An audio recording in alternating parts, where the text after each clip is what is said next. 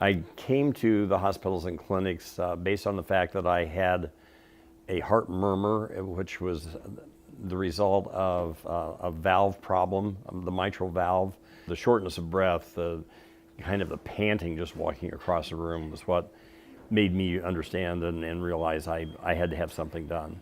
Surgery was in March of 2017.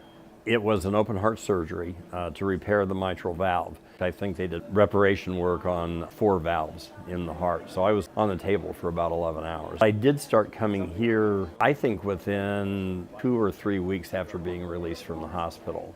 Oh, I'd recommend it wholeheartedly. The staff here, the staff at the hospitals, the nursing staff, the support staff, everybody I've interacted with has been terrific. I can't say enough good about the quality of care and the caring, real individual care, real concern for me and my recuperation. The major difference that I notice in the way I feel is that I just have a lot more energy. I feel like I'm really have been given a new lease. And Dr. Mueller-Liley's been very complimentary. He says I'm his new poster boy for recovering from cardiac surgery.